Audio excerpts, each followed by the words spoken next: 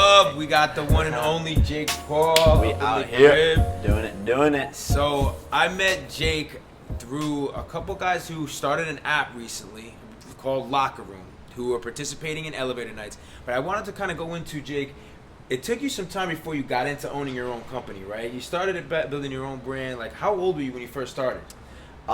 Building like my videos out.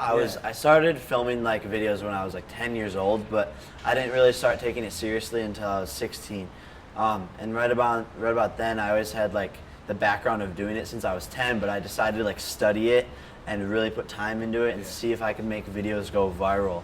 So about 3 years ago is when I I went on Vine and kind of like started studying the platform and got in a little competition with my brother on like who could make better Vines. And so we just started out doing that. And so it's been 3 years since then. 3 years, right?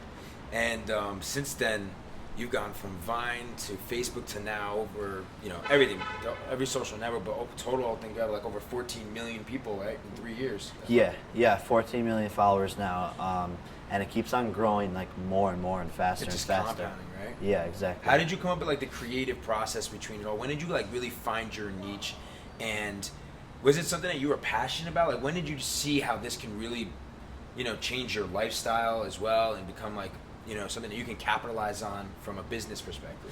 Yeah, so at first it was like all just for fun. Yeah. There was nothing else to do. I'm from Ohio, and so I lived in a small town, and it was just fun, and I loved doing it. And my brand was literally just like being myself. Like, I'm like weird and like come up with like these weird ideas, and I'm not afraid to like go do crazy stuff in public and walk up to people and prank them or whatever it is. So that's how it started out, and then started getting phone calls being like, yo, promote my app for X amount of dollars. Like, first it was like $100, I think, and I was stoked. I was 16. I was used to making like $10 an hour landscaping, and so like started out doing that, and I was like, okay, I can make money from this. Yeah.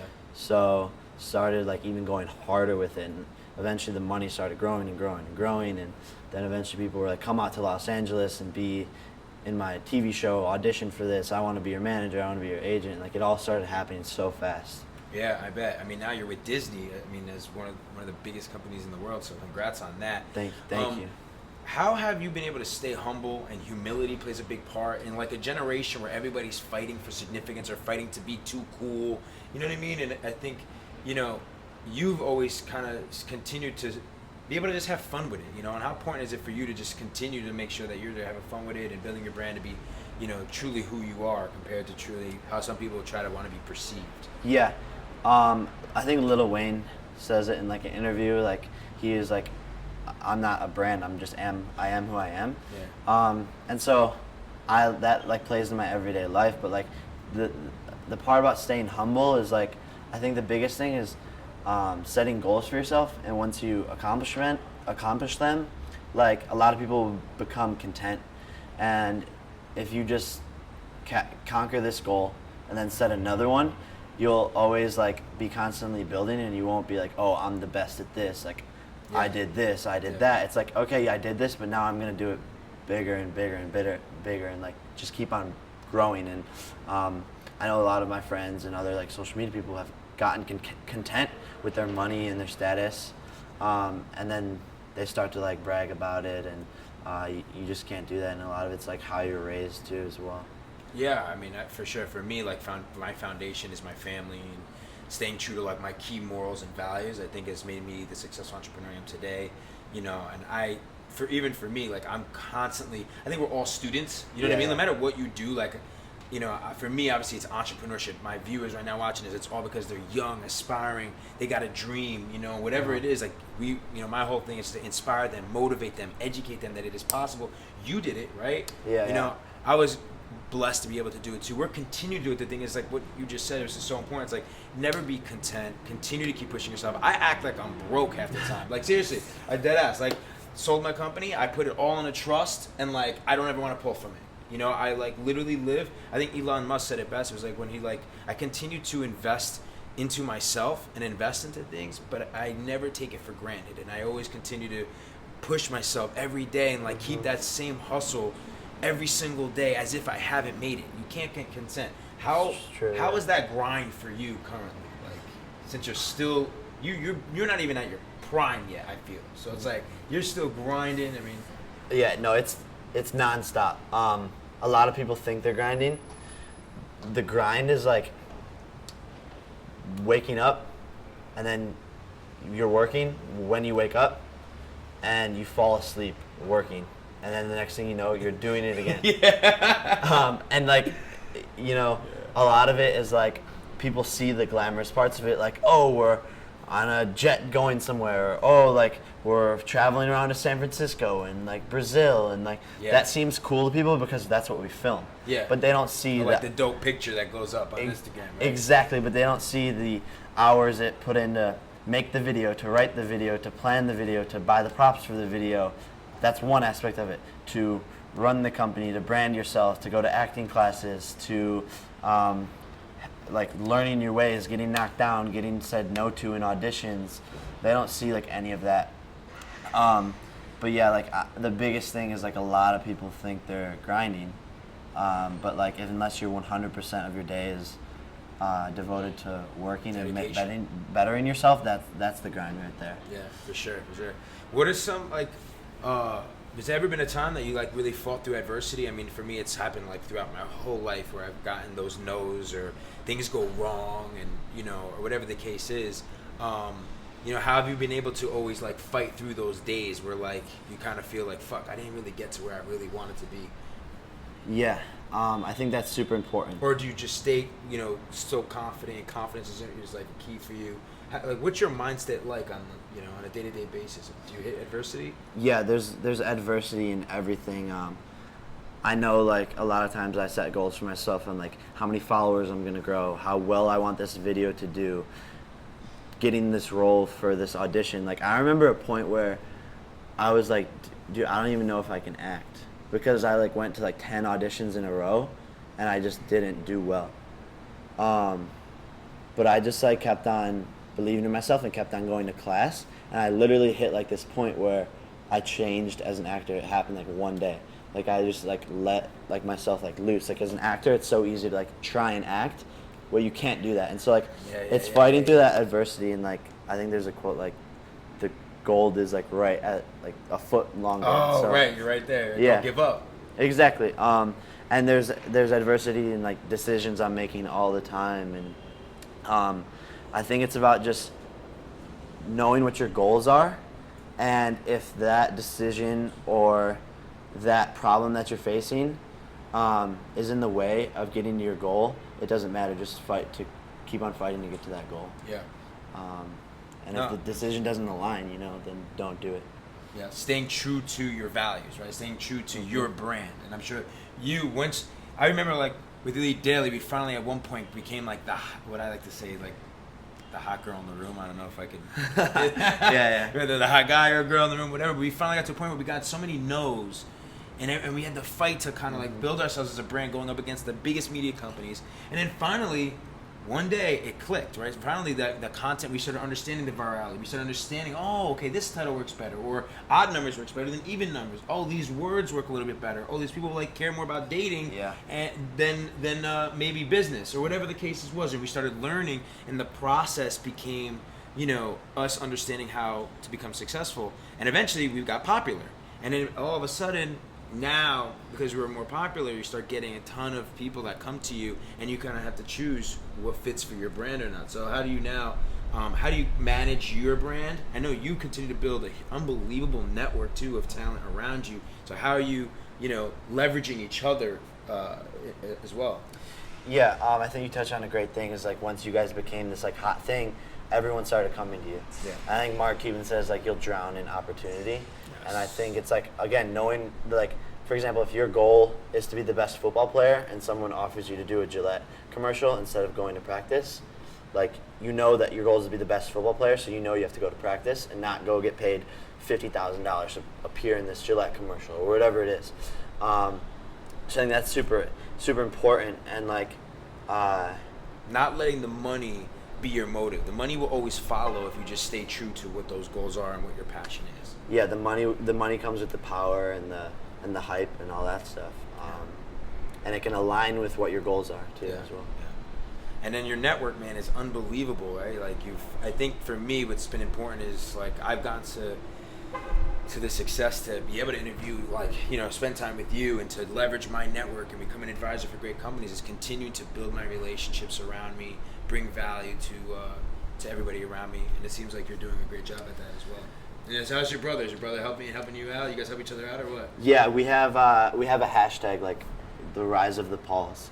So we're kind of like using that hashtag to symbolize like our start in Hollywood, from like a digital movie role. Yeah. Like we post about it and saying like hashtag rise of the Pauls. And then like before we even knew it, like he was posting about like being on the movie Baywatch, hashtag rise of the Pauls. And then I'm on a Disney show, hashtag rise of the Pauls. So it's like we keep on building and like we're kind of like conquering it as like a 1-2. I love that. How what's his following together? Like his following is close. I mean, is it 14 million? No, I think he has like 22 million or 23 million. And did he start a little bit before you? And did he inspire you as well when you were? Yeah, I kind of I actually started before him. Oh, really? I told him about Vine. Yeah. The thing was like I was still in high school and like he had more free time and like he's super smart kid and so like he immediately like started going 100% into it, and then I kind of saw that, and then I started doing it. Yeah. So I was a little late, but hey, Logan, if you're watching this, the race isn't over. Yeah, that's right. The race isn't over. Let's go. But you're just doing it together, and I love that, and that's what's really important. You know, teamwork, working together. At the end of the day, your only competition is with yourself, nobody else, regardless if you're family or not. And you gotta help your team out, help the people around you. That's right, yeah. So let's talk a little bit about like fast forward. You've gotten tons of deals brought your way. Congrats on Disney. But now you're kind of realizing that you can leverage this to continue to build more assets for yourself, more businesses. Your whole team at Locker Room, I support. Elevator Nights, you guys are about to kill it. Tell me more about how Locker Room came about and what was your motivation to start your own app? So great question. And I kind of like saw the value in influencers and like how much power we had, and like we were the ones creating content on Instagram and Snapchat and for YouTube, and that's really what drives those companies. So I was like, you know what, I can use all my relationships and use my knowledge on how to use platforms, how to build platforms, how to create content for platforms, and put it into my own company, because really all these big companies are just utilizing influencers to grow their stuff.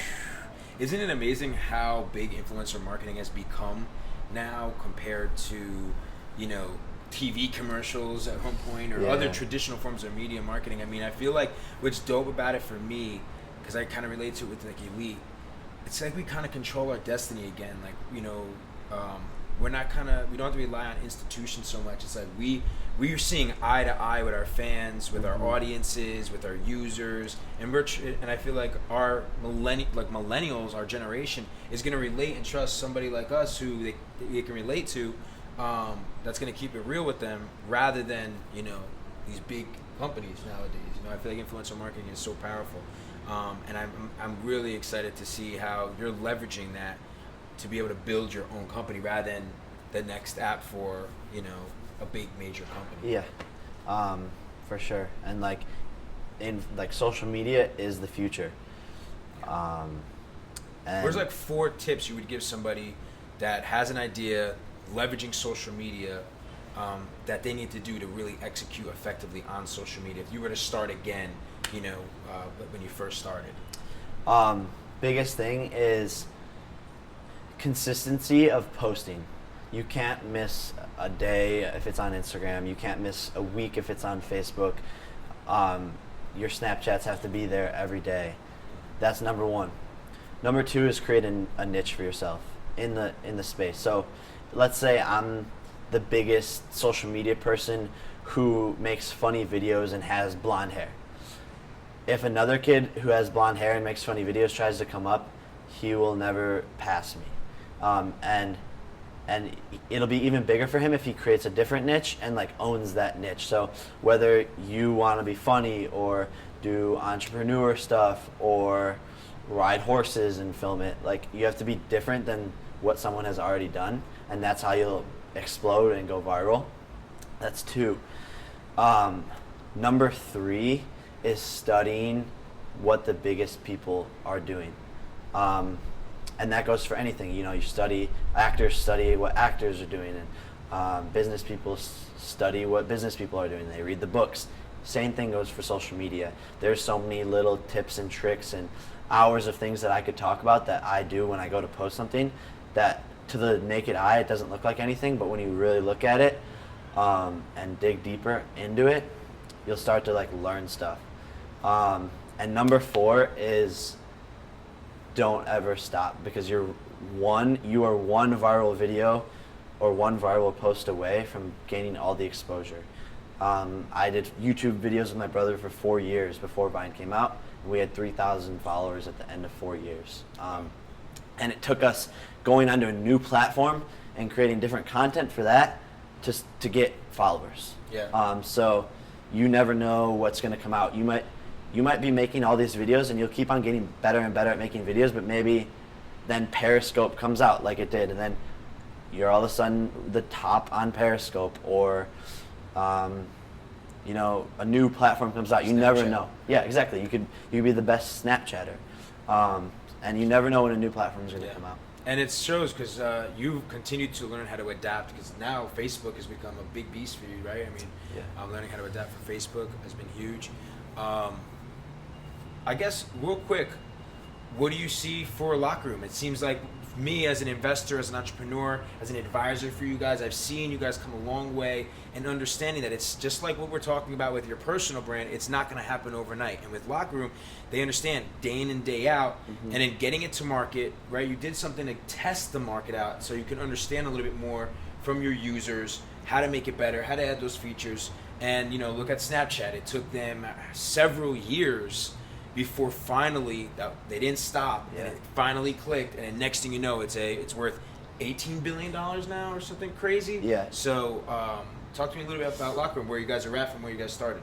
Yeah, so doing this whole social media application thing, it's a tough market to get into. It's so hard to get users, first of all, get them to stay on, et cetera, et cetera. Retention. And so it's all about like doing like little influxes of like tests, like getting 1,000 people to download it and see how they interact with it. And it's about refining the smallest things in the product to get people to stay on, but then to get people to invite their friends. So right now, we're doing those tests and we're refining it, and it's getting better and better before I really push it and use my network to push it. And like I could go and get 1 million downloads on it tomorrow. Yeah. But the thing is, if you're not going to retain those users, right? If they're not going to enjoy the experience, right? Then what does it really value? So I need like that 1 million to come on, and then 500,000 of them invite their friends. So then we have 1.5 million, and it keeps on growing and growing. And it's all about creating that viral loop. Testing, analyzing, adapting, adding to it, consistency. So, I mean, it seems like you guys are finally doing that. You had those initial users. I heard you had some really dope features that are coming on to the app. Yeah. So just stay tuned, because the Locker Room, when Jake and the team decide to go hard on it, it's going to freaking take off big time and hit that #1 on the App Store. And I got your back. So I'm excited about Elevator Nights. Thank Jake, you. Good looks. Killing it. Keep killing it, bro. Follow this guy. He's a beast. I gotta get to work. I gotta get to his level. Awesome, dude. No, you're killing it.